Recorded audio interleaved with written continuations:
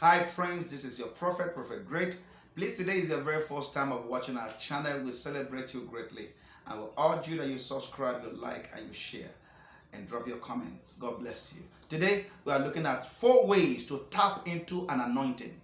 Praise God. Now, what does it mean for you to tap into an anointing you desire? Praise God. Now, you must understand that anointing dwells in human vessels. Human vessels are the carriers of the anointing.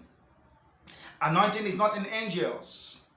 Anointing is in the human vessels that are alive on the earth. Praise God. And so for you to tap into the anointing that they carry or that individual carries, what must you do? Number 1, you must love that individual.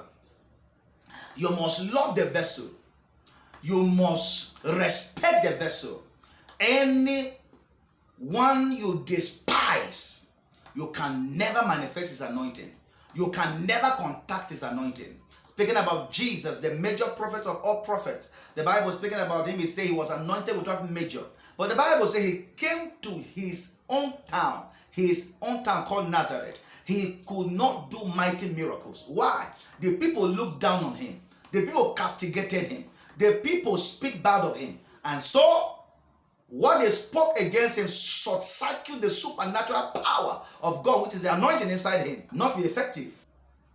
Praise God. So, you must honor the vessel, the carrier of that anointing. And then, that will open door for you to tap into what that individual carries. That's number 1. Number 2, don't criticize the anointing you desire.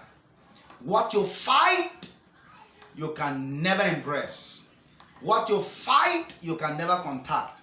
What you fight runs away from you.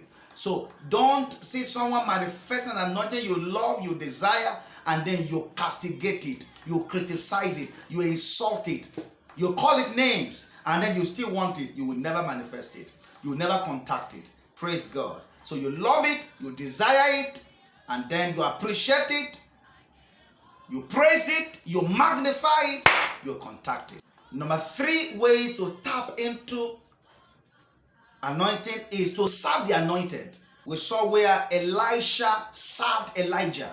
The Bible said the double portion of Elijah rested upon Elisha because he served Elisha faithfully.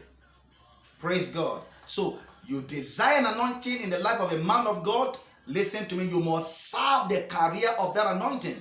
We also saw in the life of Joshua. Joshua served Moses, and we saw what happened, how God instructed Moses to lay his hands upon him and transfer what he carried upon Joshua. Praise God. We saw the disciples, they served Jesus and they carried the anointing of Jesus Christ. Praise God. So every anointing that you desire, you love, you must serve that anointing in order to contact it. Praise God. To tap into an anointing you desire is for you to sow into that anointing. We saw in the life of the widow of Zarephath, the Bible said the little she had about to eat and die, she sowed it into the life of Elijah. And we saw that there was a multiplication, there was abundance. Praise God. What also in the life of the Shunammite woman, the Bible says she had no child. She was so wealthy, but she had no child. And then she sowed into the life of Elisha. And the Bible said there was a strange manifestation of God's glory upon her life. The child came. Praise God. And so you desire an anointing. You sow into that anointing. You sow heavily to that anointing. And then when you sow, you connect it with ease. Praise God. Because the Bible says, the earth remains, the seed time and harvest shall not cease. So when you sow, you must contact it. Praise God. I pray for you.